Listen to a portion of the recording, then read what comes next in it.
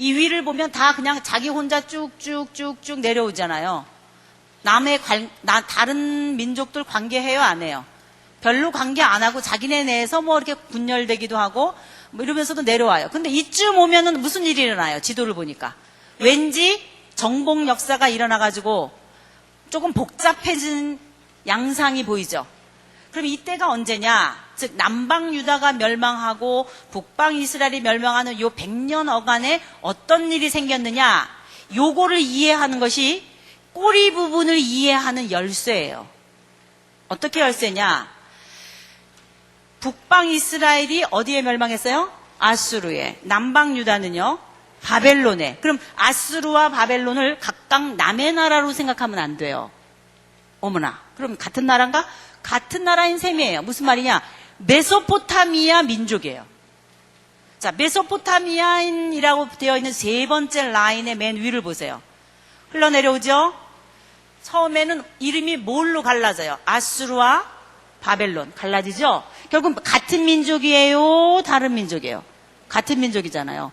그러니까 같은 민족인데 다른 이름으로 나눠지기도 하다가 그 다음에는 어떤 이름으로 나타나요? 바벨론이라는 바벨론이라는 제국으로 통일해요. 또 갈라지죠. 아수르 바벨론. 그러다가 이번에는 무슨 이름으로 나타나요? 아수르라는 이름으로 수백 년 동안을 메소포타미아 티그리스 유프라테스 강을 점령하고 있었다 이 말이에요. 그런데 바로 이렇게 점점 아수르 제국이라고 하는 것이 강성해졌을 때에, 다시 말하면 BC 700년쯤 됐을 때에 여기 있는 모든 도표의 색깔들 중에 어느 게 제일 뚱뚱해요? 아수르가 제일 뚱뚱하잖아요. 그 말은 뭐예요? 세계 역사 속에 최초의 제국은 어느 제국이었다는 거예요? 아수르 제국이었다는 거예요. 말 그대로 바벨탑 사건 11장의 꿈이 요 당시과 이루어진 거예요. 온 민족이 내 밑에 통일되면 좋겠다.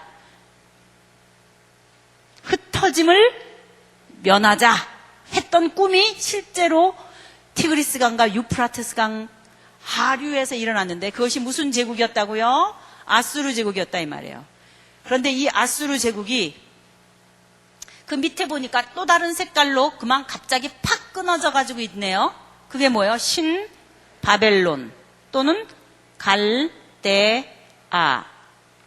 신 바벨론이라고 하는 우루, 갈대아 우루, 아브라함의 고향이었었던 그 갈대아 우루 지역에 오랫동안 자리 잡고 있던 혈통이었던 바벨론이라는 이름의 혈통에 나보폴라살이라는 사람이 느부갓네살의 아버지였걸랑요.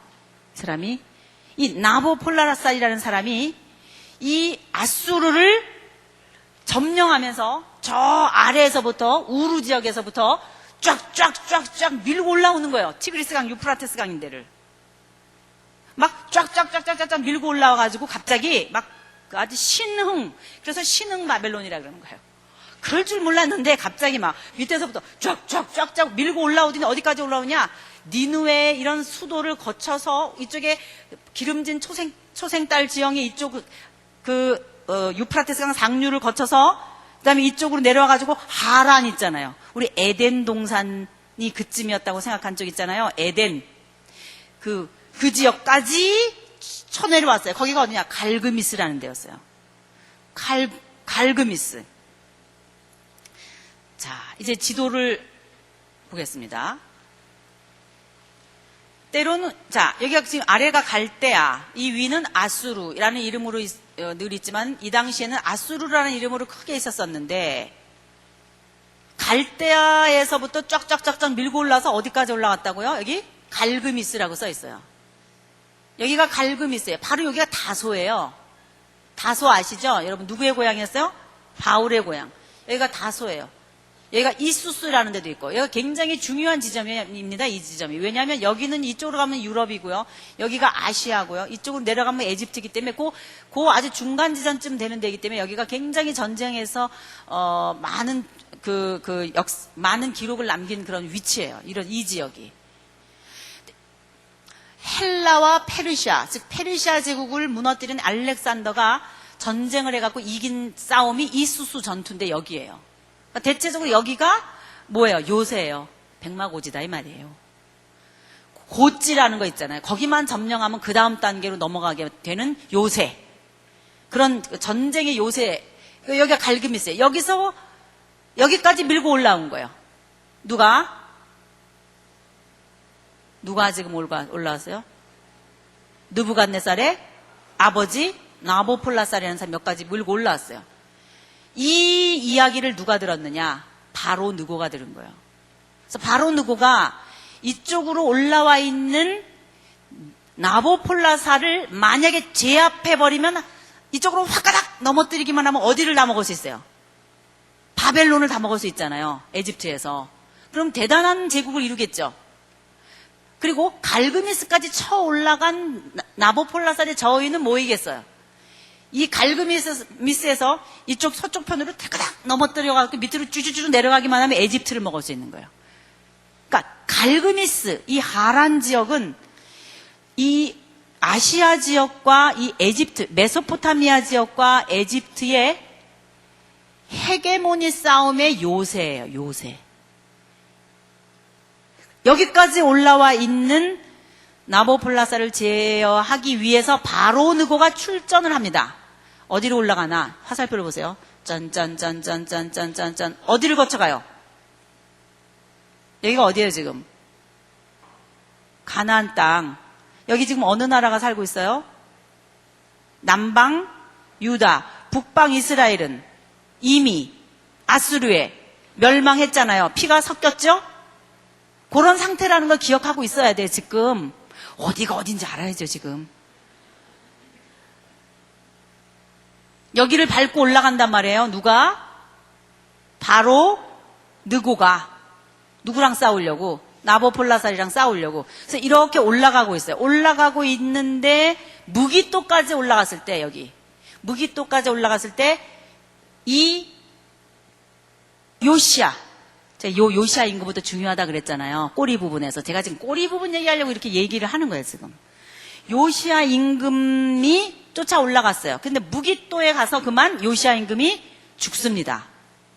그럼 요시아 임금이 죽으니까 백성들이 왕이 없어졌잖아요. 왕을 세워요. 요시아 임금의 아들 여호아하스를 왕으로 옹립해요. 그 사이에 바로 느고는 북방에 북쪽으로 점점 올라가서 갈그미스에서 나보폴라살이랑 만나서 전투하는 거예요. 아래쪽엔 지금 누가 임금이 됐어요? 여호아하스가 임금이 됐어요. 그럼 여기서 지금 전투가 일어났어요. 근데 그만 무승부, 퇴각. 나보폴라살은 나보폴라살대로, 바로 느고는 바로 느고대로 퇴각해요. 이게 언제 일어났었던 일이냐? BC 609년. 그러니까 BC 609년에 제1차 갈그미스 전투가 있었던 거예요. 다 퇴각했어요. 이때 누가 전사했어요? 요시아가 죽었어요. 대신 누가 임금이 됐었어요? 여호아하스. 여호아하스가 임금이 됐어요. 바로 느고가 무기토에서 갈그미스에서 전투하고 다시 저 위쪽에서 갈그미스에서 전투하고 밑으로 내려와가지고 남방 유다에 와보니까 누가 왕관 쓰고 있어요? 여호아하스가 쓰고 있어요. 그러니까 여호아하스 보고 누가 너보고 왕관 쓰라 그랬냐? 왕관 벗어라 이렇게 한 거예요. 그래서 여호아하스를 폐위시켜요.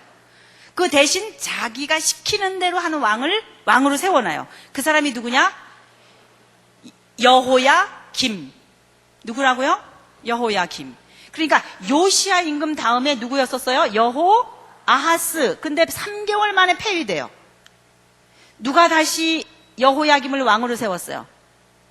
바로 느고가. 왜? 자기가 점령했잖아요. 요시아를 죽였으니까. 그러니까 여호야김은 이제 누구에게 조공을 바쳐야 돼요? 누구에게? 바벨론에게? 바로 느고, 에집트에게 조공을 바쳐야 되는 거예요. 바로 느고가 밑에서 에집트에서 올라와가지고 이런 일을 행했으니까. 근데 지금 무승부하고 내려가는 길에 여호아하스를 폐위시키고 누구를 왕으로 세웠다고요? 여호야김을. 여호야김 왕관 씌워주고 바로 느고가 내려갔어요. 바로 느고가 내려갔어요. 609년. 그 다음 제2차 갈그미스 전투가 있어요. BC 605년. 두 번째 갈그미스 전투 때 양쪽에서 바로 느고와 이번에는 느부갓네살이, 옛날에는 누구였어요? 나보폴라살이었는데 느부갓네살이 올라와요. 그래서 다시 갈그미스에서 만나갖고 전투를 했는데 이번에는 누가 이겼냐면 느부갓네살이 이긴 거예요. 그럼 느부갓네살이 바벨론 쪽에서 올라와가지고 갈그미스에서 접전해가지고 바로 느고를 이겼다는 뜻은 다시 어디로 거꾸로 내려가겠다는 거예요. 예, 에집트 방향으로 내려가겠다는 거예요. 내려가다 보니까는 가는데 누가 있는 거예요, 거기? 여호야 김 왕관 쓰고 있는 거예요. 너 누구냐? 나는 남방 유다 사람인데 바로 느고가 나 왕관 씌워줬습니다. 눈치 있겠지? 아예 여부가 있겠습니까? 그래서 여호야김이 이제는 누구한테 조공받쳐야 되는 신세가 된 거예요. 바벨론에 조공받쳐야 되는 신세가 된 거예요. 이때가 언제냐? BC 605년이에요. 즉, 이 바벨론의 느부갓네살이 605년에 와가지고 바로 느고를 격퇴시키고 나서 남방 유다를 먹는 순간 여호야김으로 하여금 다시 충성을 따내고 그 이스라엘에 있는 백성들 가운데에 괜찮은 사람들을, 지식 있는 사람들, 젊은이들, 노동력, 이런 사람들, 기능공들, 이런 사람들 데리고 어떻게 했어요? 바벨론으로 다시 돌아갔다 이 말이에요. 돌아갈 때. 그 돌아갈 때 같이 포로 가운데 있었던 사람이 누구냐? 누구예요? 다니엘이에요. 다니엘. 성경은 에스겔부터 먼저 있잖아요. 에스겔, 다니엘 이렇게. 왜 에스겔이 먼저 있게요? 분량이 더 많으니까. 그런데 다니엘이 먼저 잡혀갔다고요. 그럼 BC 605년은 BC 587년에 비하면은 더 앞에 있는 일이잖아요. BC 587년에 남방 유다가 멸망하거든요. 근데 남방 유다가 멸망하기 전에 요시야 임금, 여호야김 이런 때에 다니엘은 이미 어디에 가 있는 거예요? 이쪽 바벨론에 가 있다 이 말이에요. 다니엘이라는 사람이 언제 나타났는지 이해하시겠죠? 다니엘이 포로로 잡혀간 게 605년이에요. 그러다가 여호야김은 어떤 딜레마에 빠지나 두 번의 정복 국가의 왕이 여호야김을 스쳐간 셈이잖아요. 맨 처음에는 어디였어요? 에집트. 그 다음에는 누구예요? 바벨론. 그러니까 여호야김의 딜레마가 뭐였냐?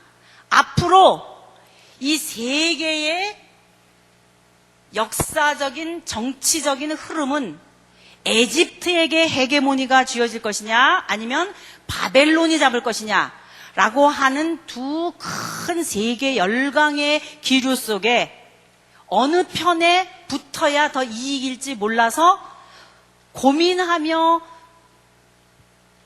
왕궁은 시끄러운 거예요. 그러니까 여호야김 때의 왕궁, 남방 유다의 왕궁은 무슨 문제가 시끄러웠어요? 친애굽파냐? 친바벨론파냐? 이게 문제였던 거예요. 그러니까 친애굽파인지 친바벨론파인지 그 상황 속에서 예레미야는 친애굽파를 하라 그래요? 친바벨론파를 하라 그래요? 친바벨론파를 하라는 게 바벨론에 너희는 포로로 잡혀간다. 하나님이 나한테 예언하셨다. 바벨론의 포로 잡혀가지만 70년 만에 돌아온다. 하나님이 나라를 회복하실 것이다. 그러니 바벨론 쪽에 붙는 게 나을 것이다. 이런 말 했다고 매국놈이라 그러고 잘못했다 그러고 그러면서 시달리면서 하나님의 말씀을 대언하는 선지자가 누구였던 거예요? 예레미야다 이 말이에요. 그러니까 여호야긴, 시드기야라고 하는 꼬리 부분에 남방 유다 역사 가운데 나타나는 선지자가 누구라고요? 예레미야다 이 말이에요. 그럼 그러니까 히스기야 왕 때는 바벨론이 나타날 때의 배경이에요. 아직 바벨론이 올라오기 전에 아직은 아수르가 힘이 있을 때예요. 그렇죠. 그래서 히스기야 왕 얘기가 나왔을 때는 아수르 왕 산헤립이라든지 이런 임금님이 이름이 나타나는구나 이런 생각 하셔야 돼요. 여기는 둘로 나누어 있어요. 히스기야 때는 배경 국가가 어디예요? 아수르. 이쪽 요시야부터 시작되는 망할 때까지에는 어느 나라와 어느 나라 사이의 갈등이에요? 에집트와 바벨론 사이의 갈등이다 이 말이에요. 그 다음에 597년쯤에 다시 느부갓네살이 쳐들어옵니다. 왜? 여호야김이 배반했거든요. 그런 얘기가 있습니다. 여호야김이 배반했다는 얘기는 친애굽파가 이겼다는 뜻이에요. 친애굽파라고 하는 모략가들이 왕궁 안에서 힘이 셌다는 거예요. 그래서 바벨론에 조공바치고 하던 것을 안 하고 이제 애굽과 힘을 합쳐갖고 바벨론 쳐 올라갈 때 우리도 한 자리 하자. 이런 쪽이 이긴 거예요. 그래서 597년에 결국은 다시 느부갓네살이 쳐들어왔을 때에 예루살렘이 왕창 깨지면서 이때 포로들이 또 잡혀가는데 이때 잡혀간 사람이 누구예요? 에스겔이에요. 누구예요? 에스겔. 아이고 마 복잡하다. 복잡하다 마. 그거 없어도 예수 믿는다. 예수 믿죠. 근데 성경이 안 읽어지는데 어떻게 해요? 다른 건 잊어버려도 괜찮아요. 제가 말씀드리고 싶은 것은 뭐냐? 이 꼬리 부분의 역사 가운데에 선지자들이 가만히 있다가 우르르 나타나는데 어떡할 거예요? 다른 건 잊어버려도 예언서, 선지서는 연결시켜야 선지서를 읽을 거 아니에요. 선지서가 어떤 상황에서 나오는지도 모르는 채 그냥 포로래라는 것밖에 몰라요. 포로가 어떻게 돼가는지를 스토리를 모르니까 읽어도 모른다 이 말이에요. 여기가 안개지대예요. 그래서 제가 힘들지만 이 꼬리 부분을 자세히 설명하려고 그러는 거예요. 역사적인 배경은 히스기야 때 아수르 한 덩어리가 있고 그 이후 여기서부터는 아수르가 힘을 쓰겠어요? 못 쓰겠어요? 못 쓰죠. 왜? 이미 아수르는 어떻게 했습니까? 망했잖아요. 누구에 의해서? 신흥 바벨론에 의해서. 그러니까 아수르는 안 나타나는 거예요. 여기서. 아수르가 이미 먹혔거든요. 신흥 바벨론에. 그러니까 아수르가 안 나타나는 상황인 바벨론의 상황 가운데 요시야 임금부터 꼬리 부분이 나타난다 이 말이에요. 갈그미스 전투부터. 그러면 그런 전쟁이 뒤에 있었나 보다. 그냥 그렇게 생각하시는 것까지는 좋은데 누구는 잊어버리면 안 되냐? 다니엘이 605년에 잡혀갔다는 거예요. 그리고 누가 잡혀갔어요? 에스겔이. 그럼 다니엘과 에스겔이 각각 605년과 597년에 잡혀갔다는 것은 남방 유다가 완전히 멸망하는 587년보다도 더 앞이잖아요. 그러니까 다니엘과 에스겔이라는 예언서에 나타나는 포로 시대 선지자 두 사람은 남방 유다가 완전히 멸망하는 BC 587년 때쯤 될 때는 이미 어디서 있다? 바벨론에 가 있구나. 그런 거를 설정해 놓아야 된다는 거예요. 남방 유다 역사가 끝나기도 전에 여러분 머릿속에서. 그렇게 생각할 사람. 손 들었으니까 이제 다니엘 에스겔을 읽을 때 남방 유다가 아직은 안 망했지만 누구는 가 있다? 다니엘과 에스겔은 바벨론에 가 있다. 그러고도 있다가 마지막에 597년에 다시 느부갓네살이 올라와서 어떻게 한 거예요? 587년에 완전히 멸망시킨 거예요. 그러니까 시드기야 때로 완전히 남방 유다가 어떻게 해요? 멸망한다 이 말이에요. 그러니까 남방 유다가 멸망할 때쯤 됐을 때에 나타나는 선지서들이 어떤 것들이 있냐? 이사야와 함께 나타나는 선지자들이 있어요. 누구예요? 다시 열왕기 물고기 그림으로 다시 와보세요. 자, 이제 도표 조금만 보면 여러분 이해할 수 있어요. 자, 물고기 그림으로 여러분 책에 보시면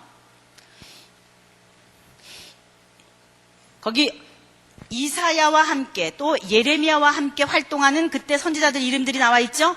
누가가 있어요? 미가, 나홈, 스바냐, 하박국. 이런 사람들이 이사야와 예레미야와 함께 활동했던 선지자들이구나. 이렇게 생각하면 돼요. 그러니까 5명의 요엘, 오바댜, 호세아, 아모스, 요나 5명의 선지자는 몸통 부분에서 나오고 그 다음에 12권 중에 몇 권?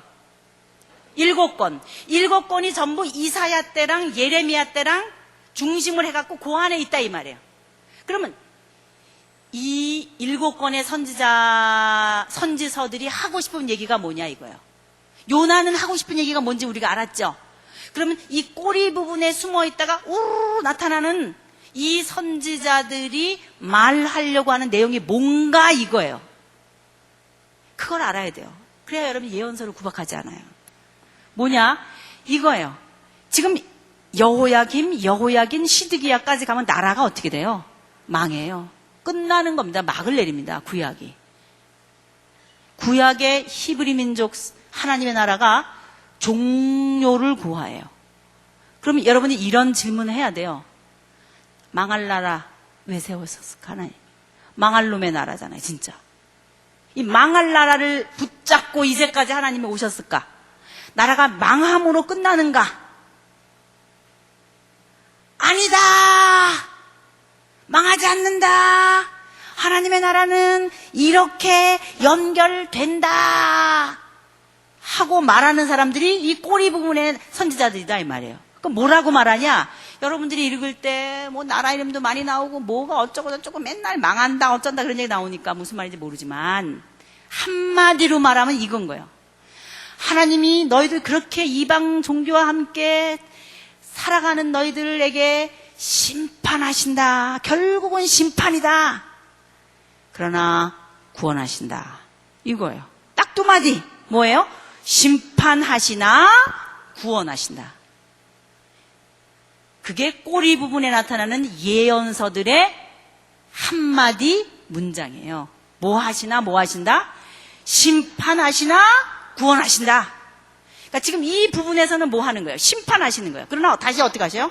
구원하신다 이 말이에요. 그러니까 심판하시나 구원하신다. 심판하시나 구원하신다. 이게 꼬리 부분의 선지자들의 메시지였다 이 말이에요. 심판하신다. 그러나 구원하신다. 이사야서도 마찬가지예요. 66장 전체를 보면 1장에서 36장까지는 결국은 심판의 메시지예요. 전체적으로 보면 끝까지는 구원의 메시지예요.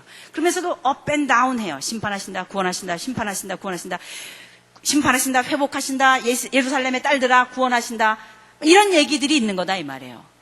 그러면 예언서는 뭔가 나라가 망해가고 하는 이 시점에서 어딘가 하나님의 나라의 회복이라고 하는 데에 초점을 맞추고 말하려고 하고 있구나. 그런 생각을 갖고 예언서를 읽으시라 이 말이에요. 그래서 이런 데 보면 다시 돌아와서 성전을 짓게 한다. 회복하게 하신다. 하나님의 백성을 다시 구원하신다. 동정녀 아들을 통해서 아들을 낳게 하신다. 새로운 왕이 나타나신다. 인자가 나타나신다. 하나님의 나라는 영원하다. 이러면서 하나님의 종들이 하나님의 말씀을 외치는 게 뭐라고요? 예언서다는 거죠. 이게 꼬리 부분이에요. 꼬리 부분 제가 요리해드렸어요 여러분에게. 조금 어렵지만 역사적인 배경은 이거고 그 안에 예언서가 이렇게 나타나고 예언서의 성격은 이런 것이구나. 이게 열왕기상하 물고기 그림이에요. 자, 여기까지 마치고 그 다음에 대란의 역사 속에서 다니엘과 에스겔 아포칼립틱 묵시문학과 그 다음 것들을 공부하겠습니다. 우리 엘리야 찬양 하나 하면 좋겠습니다. 자, 엘리야가 결국은 어떻게 해요? 승리해요? 멸망해요? 승리해요. 그러니까 엘리야가 하나님의 나라 전사로서 열왕기 시대의 대표가 되는 선지자로 나타난다 이 말이에요. 엘리야가. 근데 그 엘리야의 싸움은 오늘날 누구의 싸움이 돼야 돼요? 우리의 싸움이 돼요. 열방 가운데 엘리야로서 이 시대 속에 살아가야 되겠구나. 엘리야는 결국 어떻게 했어요? 승천했어요. 엘리야의 최후가 우리의 뭐예요? 최후예요. 족보가 나타나는 창세기 5장 맨 끝에 아담의 족보가 노아를 찾아내잖아요. 그 안에 어간에 보면은요, 에녹의 승천이 있어요. 에녹은 무두살라를 낳은 다음에 하나님과 동행하는 삶을 살다가 승천해요. 처음 창조시대 때 하나님의 나라 공동체를 마무리하는 순간에도 승천하는 사람이 있었어요. 에녹의 승천. 그런데 그러니까 이스라엘이라고 하는 하나의 유형적인 나라를 세워가는 창세기 12장에서부터 마지막에 이르는 이 열왕기의 끝부분에 이를 때에도 꼭 에녹의 승천처럼 엘리야의 승천이 있어요. 그러니까 창세기 12장에서 시작해갖고 열왕기에 끝나는 구약의 왕조 말고요. 포로 시대를 거쳐서 신약이 시작되고 나서 신약의 역사가 다 끝나고 나서 요한 계시록에 가면 아멘 주 예수여 어서 오시옵소서. 예수님의 승천과 함께 예수님의 재림을 또 기다려요. 구약도 엘리야의 승천과 함께 엘리야의 재림을 기다리면서 엘리야가 다시 오는 세례 요한의 재림과 함께 신약에 클릭돼요.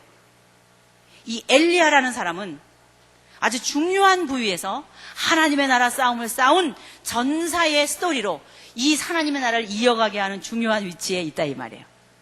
자, 우리 엘리야의 찬양 한번 해봅시다. 우리도 다 누가 돼야 돼요? 엘리야가 돼야 된다. 엘리야의 싸움을 싸우는 찬양으로 우리 가사 생각하면서 하나님 예배가 회복되고 엘리야의 싸움을 싸우게 하여 주시옵소서.